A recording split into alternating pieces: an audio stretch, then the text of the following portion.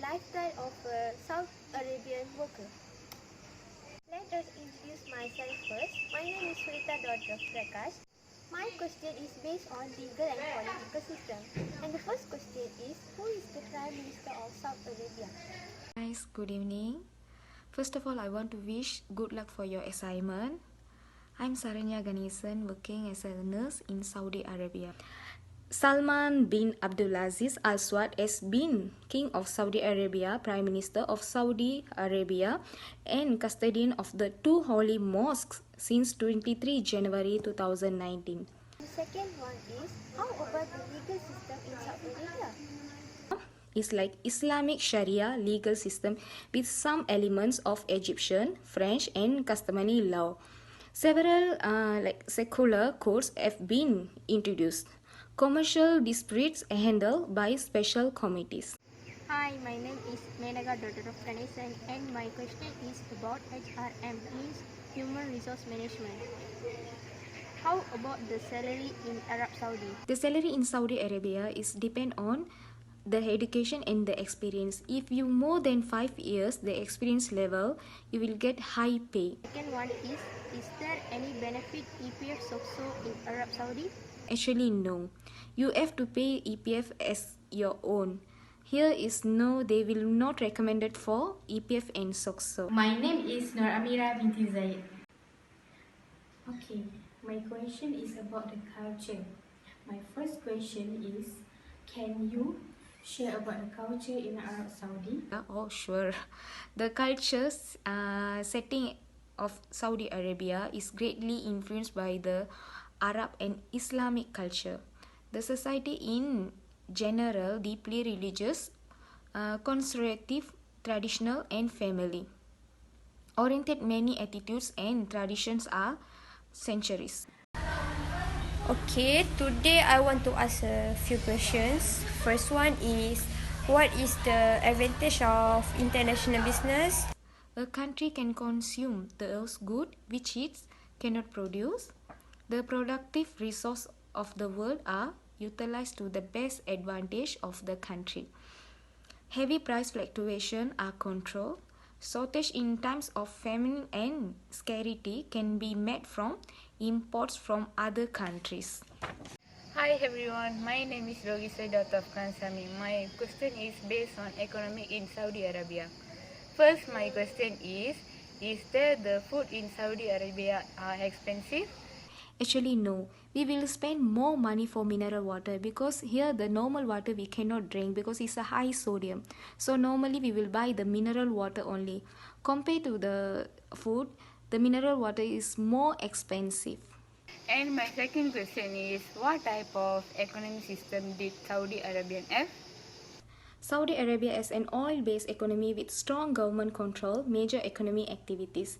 It processes about 60% of the world proven petroleum reserves, ranks as the largest exporter of the petroleum and play as a leading role in OPEC. The petroleum sector accounts for roughly 87% of the budget, revenues 42% of GDP and 90% of export earnings. My name is Farina. I want to ask you about international business activities in Arab Saudi. Okay, first, what kind of modes or strategies that a firm use to enter in foreign markets? What are the mostly used? The strategy they're using for the foreign markets is survival strategy. It is a oil made Saudi Arabia rich, but it is also standstill its ability to diversify its economy. It's like investment to the private sector. It will be surely need to ensure the comfort level to within its citizens have grown. The second question is, based on that strategies, what are the advantage and disadvantage of using the strategies? What are the benefits of using strategy? HS allow organization to be proactive rather than reactive. It also set up a sense of direction and increase operational efficiency. Therefore, it helps to increase market share and profit, and it can make a business more durable.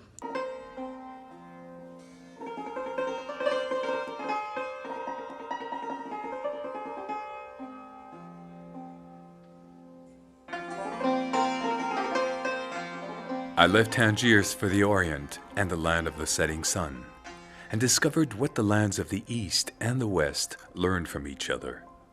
I followed my destiny, living by the famous hadith of the Prophet, search for wisdom all the way to China. For 28 years, I made this voyage my life, going from region to region according to the will of God.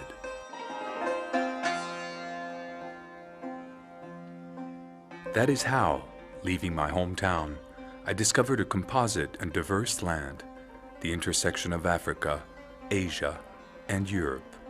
A land with a community of cultures that cross-fertilized to give birth to great civilizations. Oh, good people, find some entertainment in this retelling of my wanderings in the Arab lands.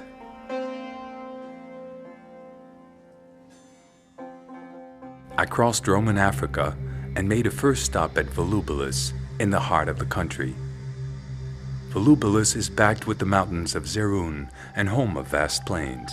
It was an important Berber site, probably one of Juba II's royal residences.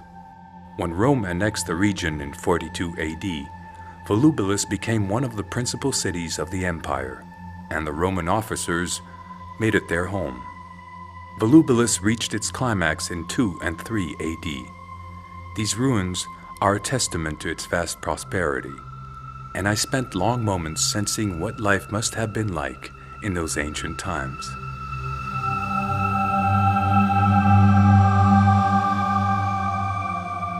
I returned to the Mediterranean, where it bathes the remains of Tipasa. There, I felt life to be gentle. The city offers itself to the sea. The alleys open towards the shore. Stone and sea are in harmony. That's how one can explain the magic of the place.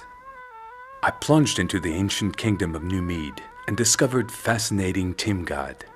An arch constructed by Trajan dominates the ruins. There I discovered the severity and military rigorousness of the cities of the Roman Empire. In contrast to Tipasa, Timgad is austere. Built by legionaries, the city had the same spirit as its founders. The city and its columns, as if petrified by time, left a strong impression on me and resonated strangely with me. Even further east, I arrived at this site at dusk. Its ruins were grandiose and as if softened by the surrounding countryside.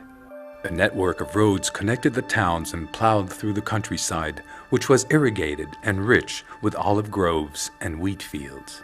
According to historians and chroniclers, this countryside fed the entire Roman population.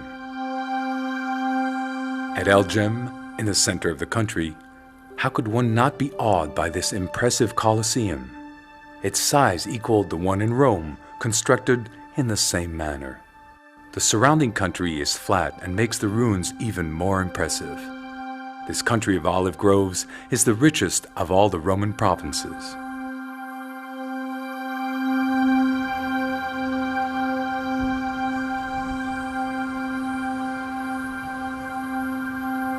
As these magnificent, soft-hued mosaics testify, the Carthage region was the most prosperous of the Roman Empire.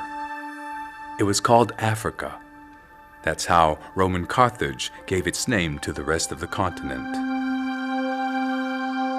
Proud of its history, Carthage dominates the sea. Virgil tells us it was founded by the Queen Didon, who came from Phoenicia in 814 BC. The city dominated Mediterranean commerce until its destruction by Rome in 146 BC. It was on the Libyan coast that I prolonged my voyage into the ancient lands. The sites of Lepsis Magna, Sabrata, and Cyrene ring the Mediterranean coast and dazzled the traveler in me. Every city was a little Rome, heavily populated. The temples and theaters, the forums and edifices of the city, backed by the sea, allows one to imagine what social life must have been like, urban and intense. During 4 centuries of Roman occupation, the empire erected nearly 500 cities populated by more than 5,000 souls. And the Emperor Trajan still watches over their majestic ruins.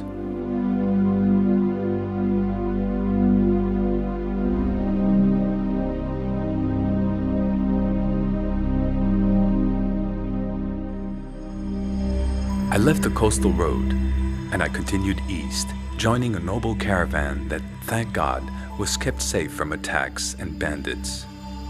So we went deep into the Libyan desert.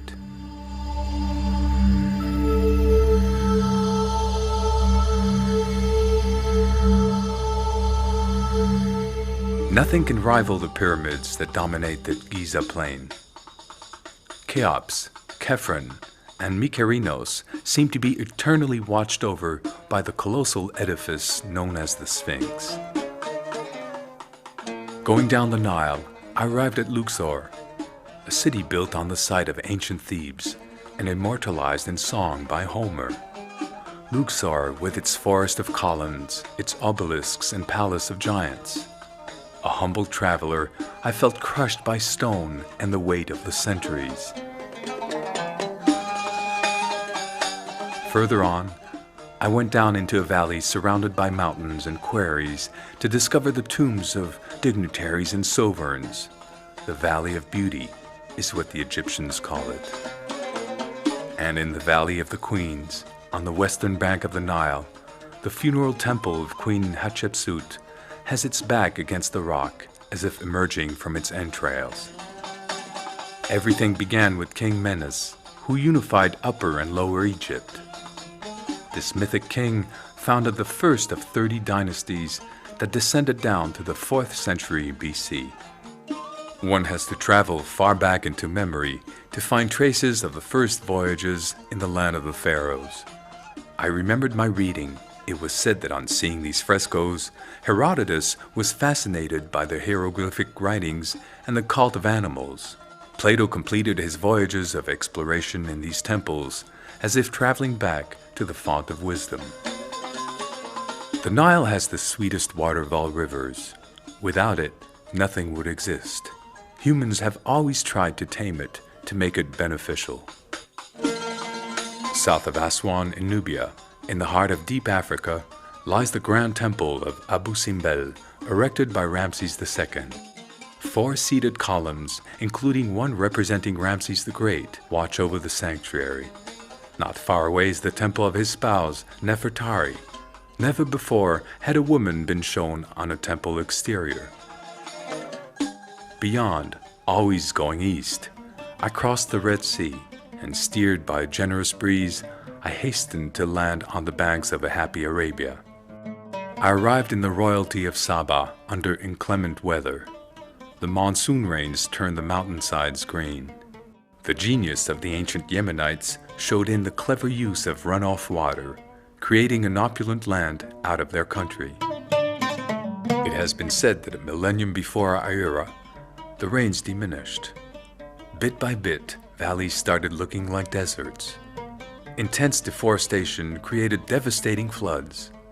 It was all these climatic changes, as well as demographic and economic ones, that overturned southern Arab civilization. Large hydraulic works contained the river water. A series of dikes and canals thus allowed the development of a network of irrigated land across the entire country.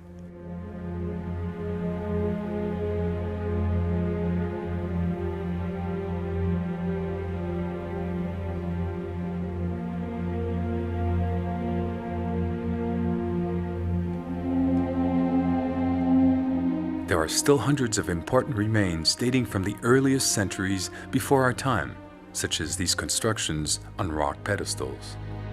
It is said that these constructions were doubtlessly the homes of important people, tribal chiefs or rich traders. The bases show that they were indeed fortresses. These ruins tell us that the cities of the Himar kingdoms were opulent because they combined irrigation, incense, and spice production with their commerce outside the country. I went further, always deeper into the Arabian Peninsula. After several days of walking, a little tired, I arrived in the heart of the Dahira region. But I had been told about Mount Hajar, which concealed strange necropolises dating from the 3rd millennium before Christ. My curiosity helped me overcome my fatigue. I saw, in effect, hive-shaped tombs of dry stones. History links them to the shining Umayyad civilization, which flowered during this ancient Arab epoch.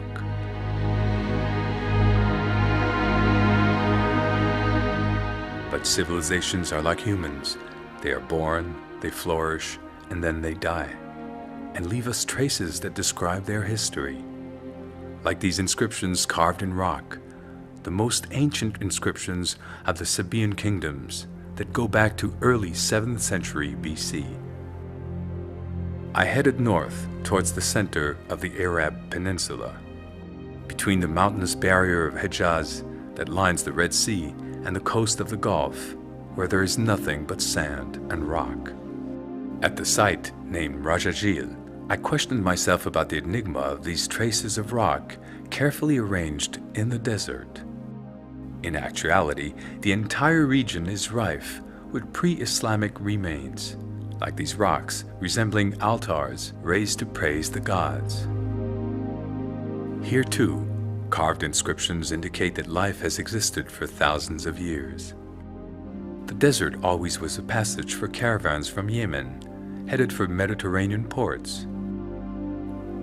And the extremely arid conditions made the desert the kingdom of the dromedaries, as these carvings reveal.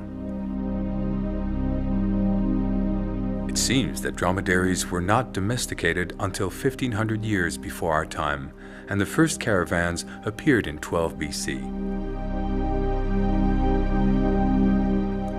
I too followed the incense road that crosses the Arabian Peninsula from south to north. It would become the Spice Road, then the Silk Route, linking the Indian continent with the Mediterranean coast.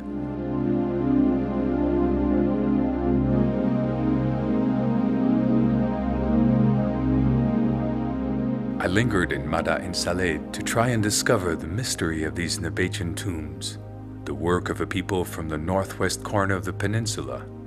The tombs are carved directly in the rock and take on the colors of the sun: violet at dawn, blinding with the sun's brightness at midday, and pink at sunset. Domain of sand and rock, these immense spaces that sometimes become steppes are the homelands of the nomadic Bedouins. In the summer, the need for pastures was critical. By following the dry riverbanks, the nomads went searching for water. One tribe could thus be made up of nomads tending their herds and those who remained at an oasis. Created in part from the wind, according to the words of the prophet, the horse is one of Arabia's beauties and a large part of its culture. The pure-blood Arabian has a reputation of being particularly hardy. They were the privilege of the aristocracies of the oasis or the steppes around the edges of the Fertile Crescent. The Arab people knew how to develop a vast equine culture. Intellectuals and savants wrote a series of treatises and poetic works because equestrian craft is a military art of high spirituality. In the north, I headed towards the generous banks of the Tigris in search of ancient Basora.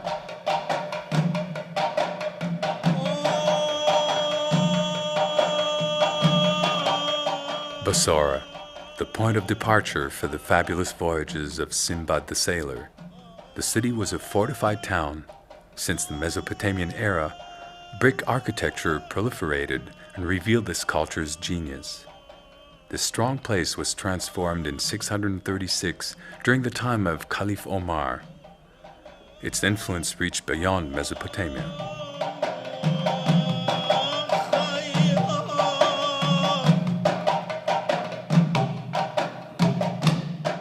Thanks to two great rivers, the Tigris and the Euphrates, all of Sumerian Mesopotamia was irrigated and possessed a rich agricultural character. Palm date trees cover the entire Basara region, making it the largest palm grove in the world.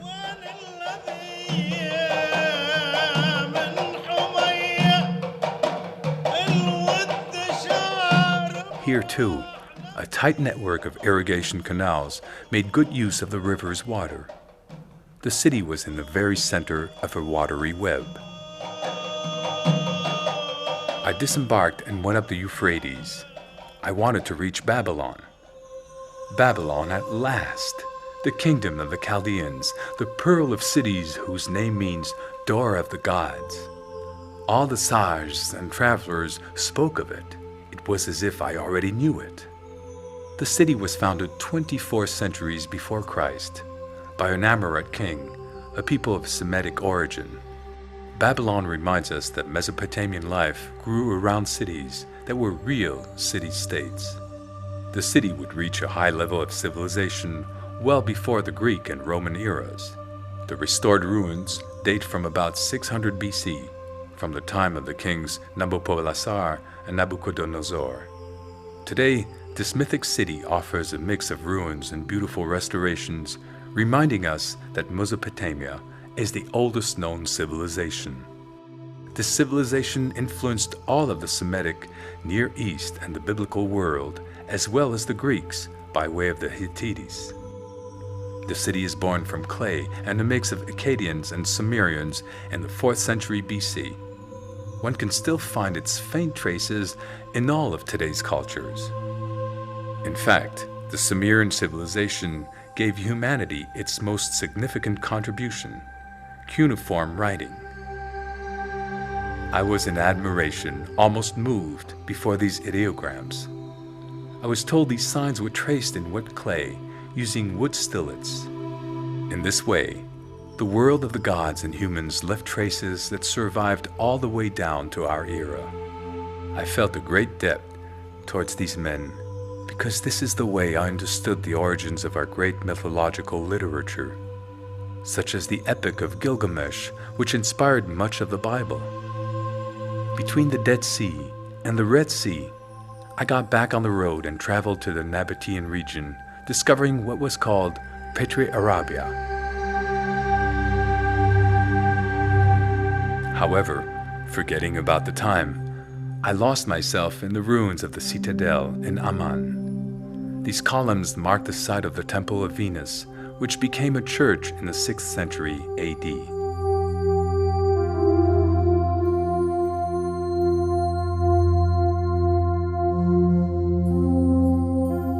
Close by, the temple dedicated to Hercules, built in the 2nd century BC under the Emperor Marcus.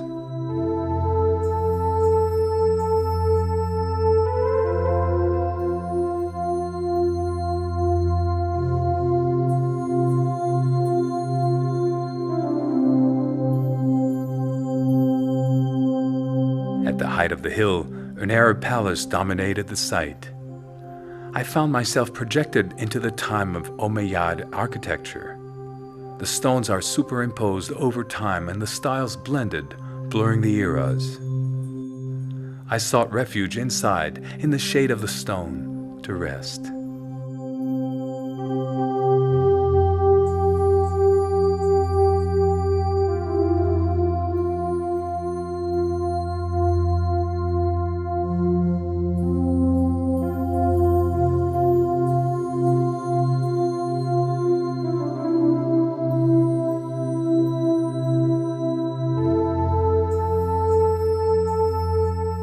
Jerash is built on the banks of the dry stream that carries its name.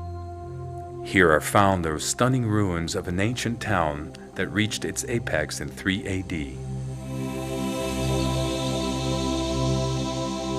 Leaving the Forum, I went up the Roman road and walked among immense columned arcades, surprising oval squares, no less than 3 theaters, and numerous temples.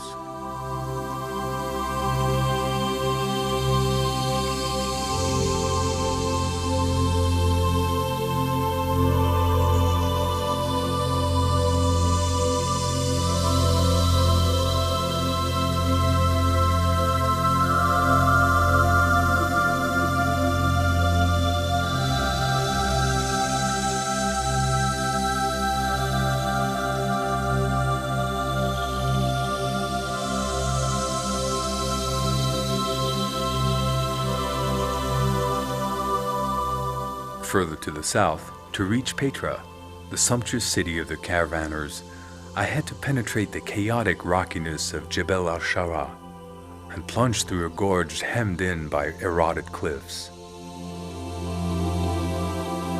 Then I had to scuttle down a narrow rocky passage and follow a channel dug into the rock.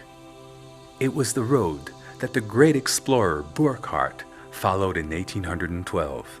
He discovered Abu Simbel, the first European to penetrate this natural labyrinth. To my great amazement, at the end of the scramble appeared what the Bedouins called the treasure of the pharaohs, Khazaneh. Completely carved from the rock, the mortuary monument has colossal proportions, 32 meters high. A marvel of stone architecture and Hellenic refinement. It held the tomb of a Nabatean sovereign, and this enormous room was made for festivals that reunited the deceased's family. The stonework and Hellenic art blended elegantly. One can assume that the grandeur and richness of this mausoleum reflected the fortune and rank of the deceased. Here, it is the dead who speak of the people, the Nabateans of Aramean origins who founded the city. Prosperous Nabatean civilization lasted 5 centuries. Originally, this was a merchandise depot, an immense cosmopolitan area dedicated to trade. The town was overflowing with riches from caravan trade. The rock of Petra, where numerous tombs were dug, looked in some areas like wood polished by time.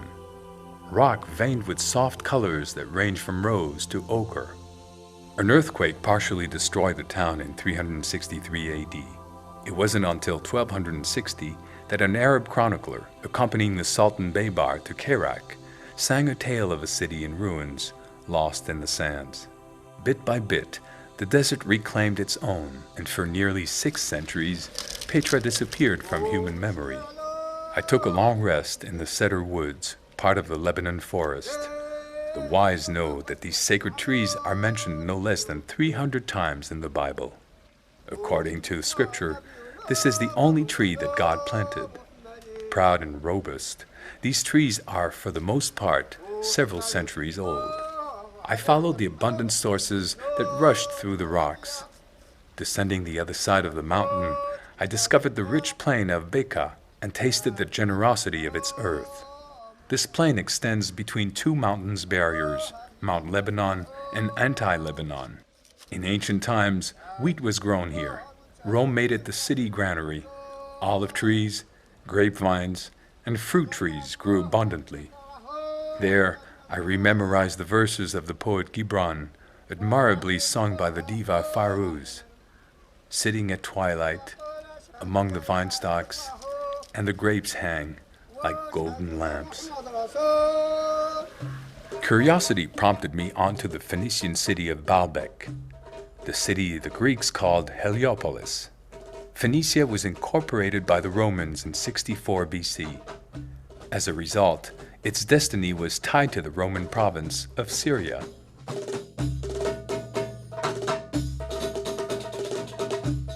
The ancient city was dedicated to the cult of the sun god. After being taken over by Rome, the Emperor August erected sumptuous temples, one dedicated to Jupiter, the other to Bacchus. They were then embellished by his successors.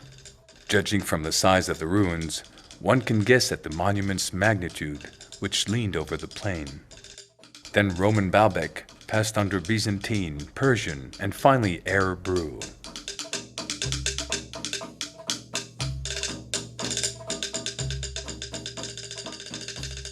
I once again took the caravan road towards the south to complete my pilgrimage to Mecca, like all Muslims. Nothing foreshadowed the role the city plays. It is entirely dedicated to prayer, and around Kaaba, I mingled with millions of believers.